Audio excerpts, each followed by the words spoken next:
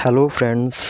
आज हम NCERT history का जो 6th क्लास है उसका 9th चैप्टर करेंगे, जिसका नाम है vital villages and thriving towns. इसका मतलब है कि कुछ महत्वपूर्ण गांव जो बहुत ज़्यादा ख़ास थे और जो टाउन थे जो बहुत ज़्यादा समृद्ध थे इंडस्ट्रियल वे से, जो बहुत ज़्यादा अच्छी मार्केट थी, जहाँ पे जो बहुत ज़्यादा ग्रोथ कर रहे थे।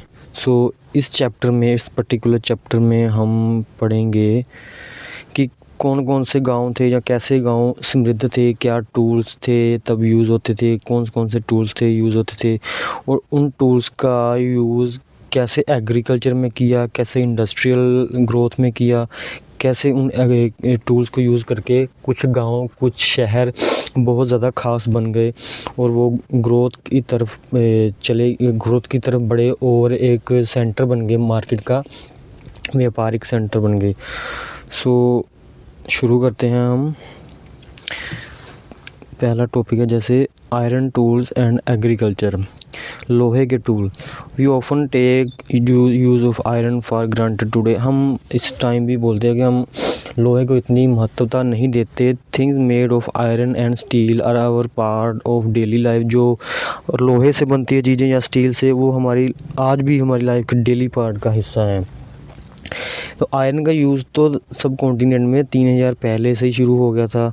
सम largest collection of the iron tools जो हैं और वेपन्स हैं वो मिली हैं मेगालिथ बरील्स में, जो चैप्टर हम 5 में पहले भी पढ़ चुके हैं।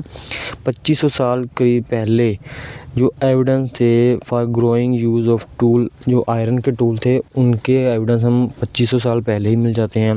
जिससे जो कुल्हाड़ी बनती थी, जो फॉरेस्ट को क्लियर करने में यूज़ की जाती थी, लोहे की हल बनती थी, जो पहले भी हमने पढ़ा है पिछले चैप्टर में, जिसका यूज़ इंक्रीज़ किया एग्रीकल्चर प्रोडक्शन के इंक्रीज़ करने के लिए हुआ था। तो उससे काफ़ी रेवोल्यूशन आया था एग्रीकल्चर में, और बाकी सब जो काम थे उनमें भी यूज़ हुआ था। Other step to increase the production. और क्या स्टेप थे जो मतलब प्रोडक्शन इंक्रीज़ करते थे, वो था इरिगेशन, पानी से सिंचाई करना।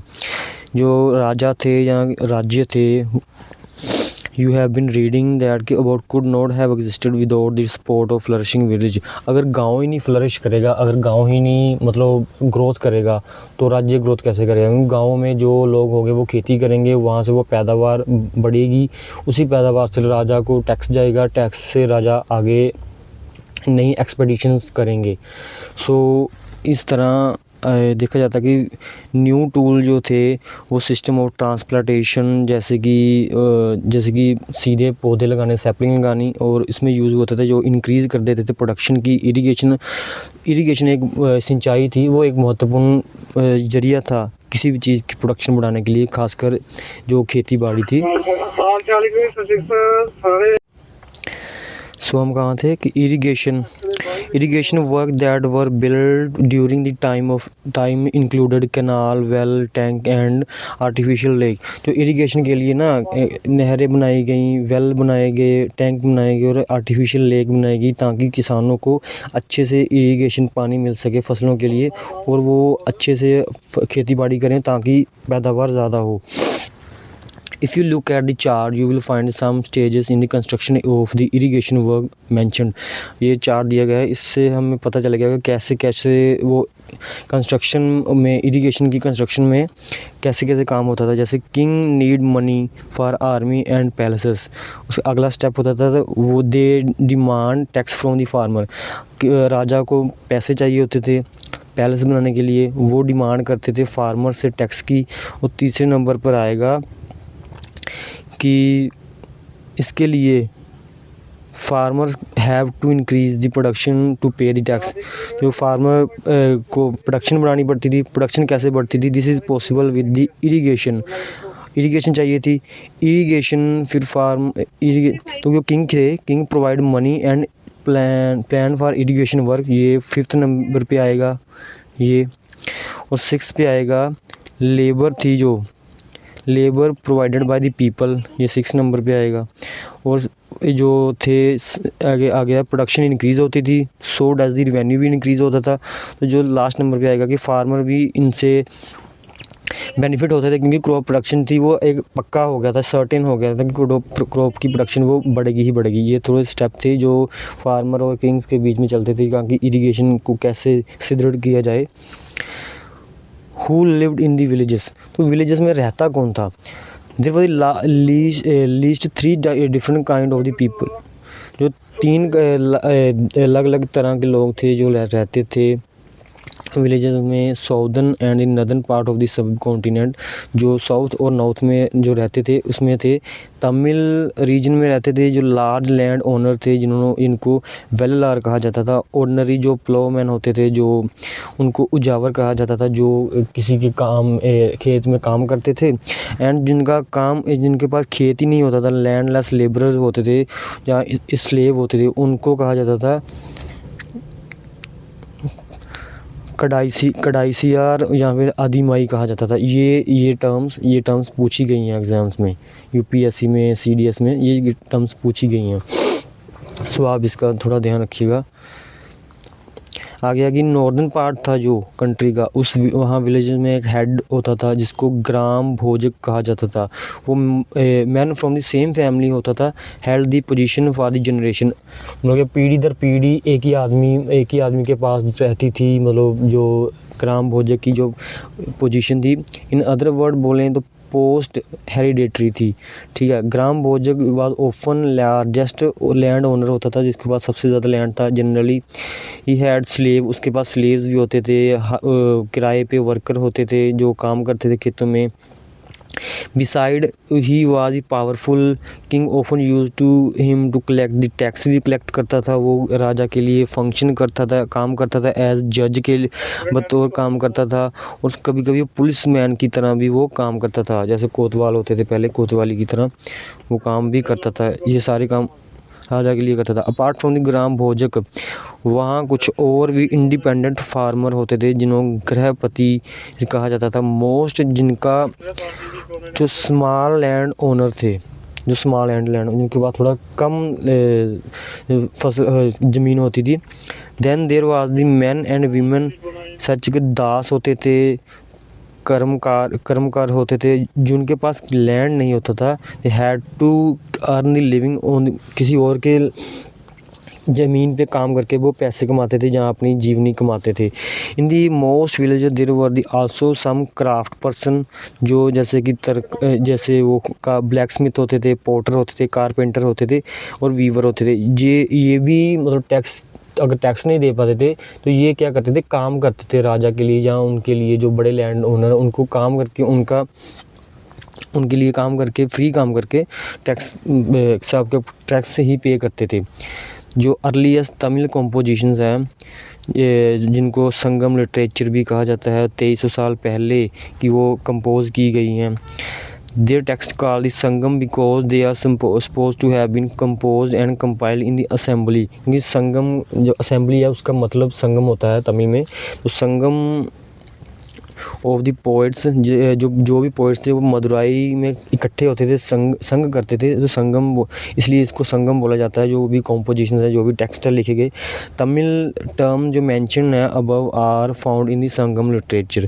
जो तमिल टर्म, जो तमिल है वो, जो भी तमिल टर्म ऊपर लिखी गई हैं, जो लैंडलेस लेबर या वेललार वगैरह, ये संगम लिटरेचर में पाई गई हैं, वहाँ लिखी गई थी, वहाँ से ही लिया गया है इनको।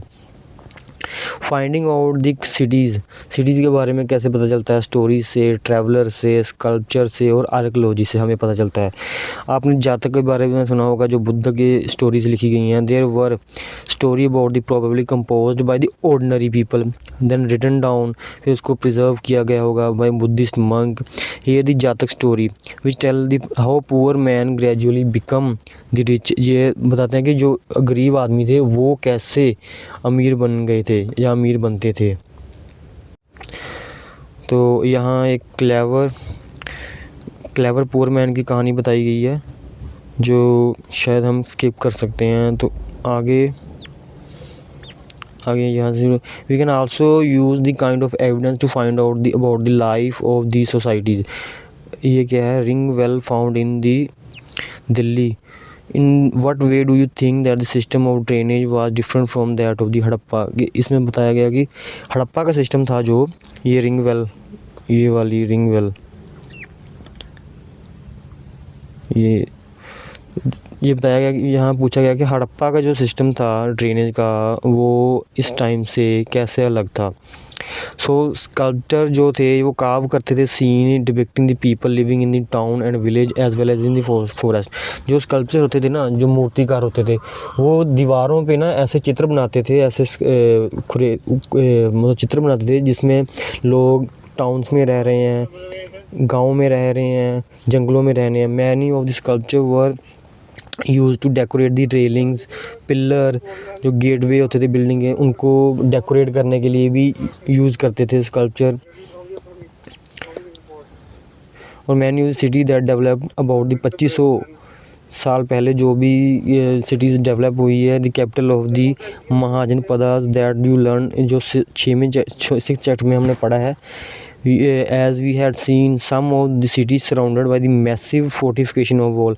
बहुत सारी ऐसी सिटी थी जिसको मतलब किलाबंदी की गई थी, बहुत बहुत बड़ी बड़ी दीवारों से किलाबंदी की गई थी। उससे भी हमें पता चलता है कि लोग कैसे रहते थे, मतलब एक इनक्लोज्ड एरिया में रहते थे। और इन मैनी सिटी, कुछ और भी सिटीज़ में आर्कियोलॉजिस्ट ने पता किया कि रो ऑफ द पोर्ट्स और ceramic rings arrange on top, one on the top of the other, these known are the ring wells. These seem to have been used with toilet in case of, in some cases and drain in some garbage. जो ऊपर ये बताया गया है, ये जो ring well थी, इनको टॉयलेट्स की तरह या फिर ड्रेनेज सिस्टम की तरह भी यूज़ किया जाता था पहले, जो पहले काफ़ी सालों पहले, जो जिस टाइम की हम बात कर रहे हैं अभी, जो बनाए होते थे। तो डंप की, गार्बेज डंप की तरह। Ring well usually found in the individual house. ये मतलब ज़्यादातर लोगों के घरों में, इंडिविजुअल के घरों में पाया जाता था। And we hardly any remain of the palaces. अभी जो पहले 2500 साल पहले के है जो पैलेसेस, उनके तो बहुत सारे पैलेस के रिमेन्स नहीं बचे हैं, मार्केट भी नहीं बची है। तो होम्स ऑफ ऑर्डिनरी पीपल, जो आम लोगों के घर भी, वो भी नहीं, अभी उनके रिमेन्स हार्डली है, कोई बचा हो।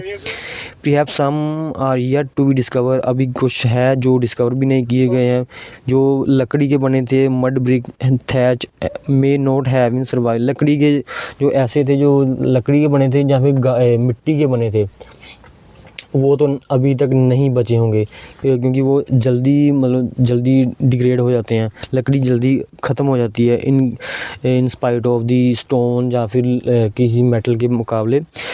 अनदर वे था जो हम पता लगा सकते थे सिटी के बारे में, वो था अकाउंट ऑफ द सेलर्स या ट्रैवलर जो विज़िट करते थे, इधर से उधर घूमते थे travellers.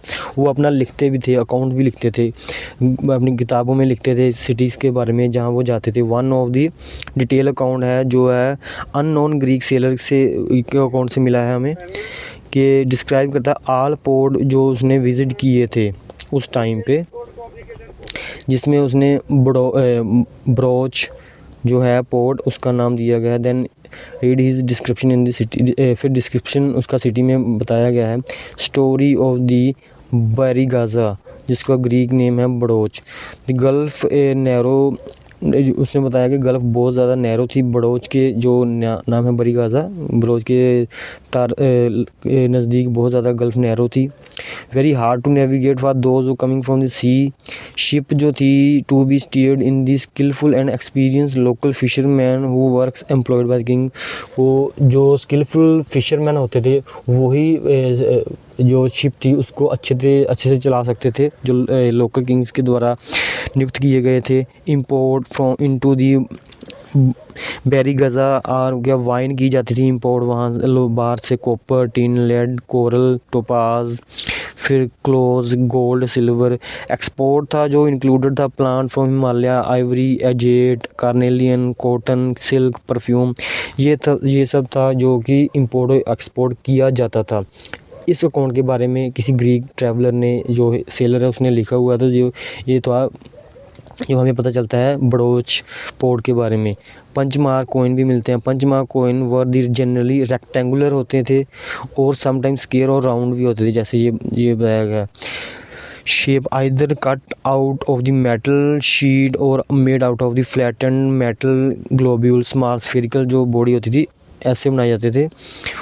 The coin were not inscribed, इसको इंस्क्राइब नहीं किया जाता, लिखा नहीं जाता था, कुछ भी इस पर छापा नहीं जाता था। वर स्टैम्प, उस पर एक थप्पा लगा दिया जाता था। सिंबल डाइज और पंच यूजिंग डाइज और पंचेस, फिर इसलिए इनको जैसे ऊपर किसी डाइज से ऊपर पंच किया जाता था, थप्पा लगाया जाता था, इसलिए इनको पंच मार्क्ड कॉइन कहा जाता था। कॉइन जो थे वो पता लगा था how wealth is measured in term of coin.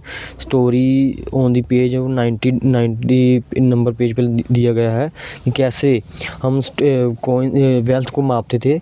Archaeologist ने फाउंड किया कि several thousand of the coin belonging to this period, यही टाइम पे ये जो 180 से 500 AD तक का साल है, यहाँ तक कैसे लोग 2500 साल पहले, मतलब 500 BC तक कैसे लोग यूज़ करते थे कॉइन को, कैसे यूज़ करते थे। द अर्लीस्ट कॉइन जो हैं वो 500 साल पहले और पंच मार्क्ड थे, such as one of the shown in figure, जो बताए गए ऐसे पंच मार्क्ड कॉइन थे जो सबसे पहले थे। जो मीन्स ऑफ एक्सचेंज, वो एक्सचेंज कैसे करते थे। संगम लिटरेरी कलेक्शन से हमें पता चलता है कि as the carry the white paddy of their land to exchange it for the salt, किसी एक दूसरे से पहले वो चीज़ों से अदला बदली करते थे, जैसे बार्टर सिस्टम था। City with many function, city जो इसमें बहुत सारे काम होते थे। Very often single town were imported for variety of reason, कई कामों के लिए एक टाउन मशहूर होता था। जैसे मथुरा थी, उसमें सेटलमेंट फॉर मोर देन 2500 साल रही। इम्पोर्टेंट था किस चीज़ के लिए, located at the cross road of the two major route travel and trade from north west, यहाँ से नॉर्थ वेस्ट टू ईस्ट, यहाँ से यहाँ जाने के लिए, और from the north to south, और यहाँ जाने के लिए, इसलिए मशहूर होता था ये मथुरा। यहाँ नॉर्थ साउथ, यहाँ पूरे देश में इधर उधर जाने, दूसरी नॉर्थ ईस्ट साउथ से नॉर्थ जाने के लिए बहुत ज़्यादा मशहूर था। और देर वर दी फोर्टिफिकेशन, किलाबंदी भी थी पूरी सिटी के इर्द गिर्द, क्या किलाबंदी की गई थी, दीवारें बड़ी बड़ी थी। सेवरल श्राइन थी, वहाँ पे फार्मर रहते थे। हर्डर from adjoining area provided food for the people in the city, वो फूड प्रोवाइड करते थे। मथुरा थी जो एक सेंटर थी, वो एक्सट्रीमली फाइन स्कल्पचर जो वहाँ प्रोड्यूस किए जाते थे। 2000 पहले मथुरा एक सेकंड कैपिटल बन गई थी जो कुषाण वंश की थी। अब वो भी खास जो कनिष्क राजा था कुषाण वंश का, उसके टाइम पे। Mathura also regional religious centre भी थी। बुद्धिस्ट मोनेस्ट्री है वहाँ, जैन श्राइन है, और इम्पोर्टेंट सेंटर था वर्शिप, भगवान कृष्ण की वर्शिप के लिए भी इम्पोर्टेंट सेंटर था Mathura. Several inscription on the surface of the stone slab statue जो मथुरा में पाई गई हैं। Generally the short inscription recording gift जो आदमियों के द्वारा या औरतों के द्वारा मोनेस्ट्री और श्राइन में दिए गए। These were the made by the king queen's and officer merchant and crafts person who lived in the city. ये सारे कुछ ये जो भी श्राइन्स, जो इंस्क्रिप्शन थी, शॉर्ट इंस्क्रिप्शन, ये लोगों के द्वारा बनाई गई, जो जिसने भी दान किया, जब मर्चेंट ऑफिसर द्वारा बनाई गई थी श्राइन्स और inscriptions. For instance inscription from the Mathura mention the gold Smith का नाम है, फिर ब्लैक स्मिथ का नाम है। गोल्ड स्मिथ जो सुनारा होता है, ब्लैक स्मिथ जो लोहे का काम करता है, और वीवर होते हैं, basket maker, garland maker and perfume, ये सभी का नाम इंस्क्रिप्शन में दिया गया है। मतलब इसका मतलब है कि उन लोगों ने भी कुछ ना कुछ पैसे या दान कुछ दिया होगा। Craft and the craft person, craft मतलब जो लकड़ी से कोई काम होता है, जहाँ लोहे से कोई काम होता है, जहाँ पोट्री कोई काम करना होता है, उसको क्राफ्ट को करने वाले को क्राफ्ट पर्सन कहते हैं। आर्कियोलॉजिस्ट ने जो फाउंड किया है evidence for craft, extremely fine pottery मिली है वहाँ, northern black polished ware. It get name from the fact that the generally found in the northern area. Remember that the archaeological evidence for many craft may not have survive. कई तो artefact मिले, survive ही नहीं किए, मतलब वो तो ख़त्म ही हो गए हैं। टैक्स मिला है। जो manufacture of the cloth was important थी। फेमस सेंटर थे जो वाराणसी नॉर्थ में, मदुराई थी जो साउथ में। मैन और वीमेन वर्क करते थे यहाँ सेंटर्स में, जो भी मार्केट सेंटर थे। क्राफ्ट पर्सन थे जो और मर्चेंट थे, उन्होंने एसोसिएशन बना रखी थी जिनको श्रेणी कहा जाता था। ये भी क्वेश्चन आ रखा है, ये भी PYQ है, ये भी PYQ है। श्रेणी and craft person provided training, procured raw material and distributed finish product. वो ट्रेनिंग देते थे, रॉ मटेरियल प्रोवाइड करते थे और फाइनल प्रोडक्ट भी प्रोवाइड करते थे। श्रेणी ऑफ द जो मर्चेंट थी वो ऑर्गेनाइज्ड ट्रेड थी। श्रेणी आल्सो है द बैंक होता था उनका खुद का। Rich man woman deposit money करते थे वहाँ, पैसे जमा करते थे, इन्वेस्ट करते थे। Part of the interest was return, भी उनको इंटरेस्ट भी मिलता था रिटर्न में। Use to support the religious, जो पैसों को वो आगे मतलब लोग मोनेस्ट्रीज़ में रिलीजियस कामों में यूज़ करते थे उनको सपोर्ट करने के लिए। सो ये क्वेश्चन इसमें मतलब जो श्रेणीज़ वाला टॉपिक है, इसमें से मर्चेंट वाली, इसमें से क्वेश्चन आए हैं, स्टेटमेंट्स पूछी गई हैं डायरेक्ट काम UPSC के एग्ज़ाम में। आगे है क्लोजर लुक टू अरिकमेडु। तो अरिकमेडु की जगह है वो क्या था? अरिकमेडु जो पौंडीचेरी में है, जो पुडुचेरी भी बोलते हैं, वो between the 2200 year to 1900 year, इतने टाइम में अरिकमेडु एक कोस्टल सेटलमेंट थी। यहाँ पे शिप अनलोड करती थी अपना जो भी सामान लाकर अनलोड करती थी। Massive brick structure which may be have a warehouse, के मतलब जिससे पता चलता है कि यहाँ बड़े बड़े वेयर हाउस थे सामान रखने के लिए। Other include the potteries from the Mediterranean reason से जो पोट्री थी। एम्फोर्स मिलता था, जो जो लंबा डबल हैंडल जार होता है उनको उसे बोलते हैं एम्फोर। कंटेन जिसमें लिक्विड होता है सच वाइन या ऑयल डाला जाता है। स्टैम्प्ड रेड ग्लेज्ड पोट्री मिलती है जिसे एरिटाइन वेयर बोला जाता है। Which named after the city Italy, जो इटली से मिलती थी, इटली के नाम पे इसका नाम रखा गया था। Made by the passing wait clay into the stamped mould, जो मोल्ड होता था जो एक जिसका एक खांचा होता है, उसमें जो गीली मिट्टी डाल के उसको बनाया जाता था। And there was yet another kind of the pottery which made locally, the Roman design use होता था। Roman lamp, glassware and gems also यहाँ फाउंड किए गए हैं, मिले हैं यहाँ पे अरिकमेडु में। And small tank that have been found that probably dyeing vats, जो डाइंग के लिए, डाइंग कलर करने के लिए यूज़ किया जाता है। Use to dye clothes. There is a plenty of evidence for making the beads, जो गले में जो माला पहनते हैं बीड्स वाली, जहाँ हाथों में जो पहनते हैं वो बीड्स भी बहुत सारी बीड्स के एविडेंस मिले हैं, जो सेमी प्रेशियस स्टोन से बनते थे या फिर ग्लास से बनते थे। ये यहाँ कुछ पत्थर हैं जिस पर लिखा हुआ है तमिल ब्राह्मी इंस्क्रिप्शन।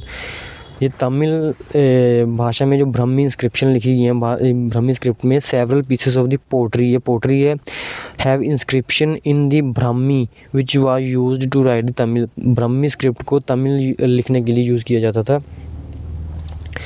अभी यहाँ पे एक्वेडक्ट क्या, दिस वाज द ओल्डेस्ट, ये रोम के बारे में बता देंगे, ओल्डेस्ट सिटी थी यूरोप की, डेवलप हुई थी same time city in the Ganga valley में। जब वो सिटीज़ डेवलप हो रही थी तब रोम में ये सिटी थी वो डेवलप हुई थी, रोम सिटी। कैपिटल थी, Rome was the capital of the largest empire, one of the spread, जो यूरोप में, नॉर्थ अफ्रीका में, वेस्ट एशिया में। अगस्टस थे जो one of the most important emperor थे, जो 2000 पहले राज करता था। उसने बोला था found the Rome a city of brick, made it into a city of the marble, जो मतलब ईंटों की सिटी थी जिसको उसने एक मार्बल जैसे अच्छा पत्थर होता है जो प्रेशियस स्टोन होता है उसमें चेंज कर दिया था। He and later ruler build the temple, बाद में टेम्पल बने, पैलेसेस बने। Also build the large amphitheatre, open area surrounded by the tier of seat, जो थिएटर होते हैं जैसे ऐसे लार्ज, यहाँ लोग बैठे होते थे जो एरिया होता था ओपन, यहाँ पे ओपन एरिया होता था, ऐसे इनको एपी थिएटर बोला जाता है। Who where citizen could watch all kind of show, public bath, separate timing for the man and women होती थी, where people met and relax करते थे। ह्यूज एक्वाडक्ट भी बनते थे, जो channel to supply water, aqueduct होते थे जो पानी की सप्लाई करने के लिए बनाए गए थे। Will to bring the water in the city for bath, for fountain, for toilets. So ये था हमारा चैप्टर जिसमें ये सारे कीवर्ड्स हमने पढ़े हैं। तो इसमें अगर आप कुछ भी आपको डाउट होगा तो आप बताइएगा। सो थैंक यू, जय हिंद।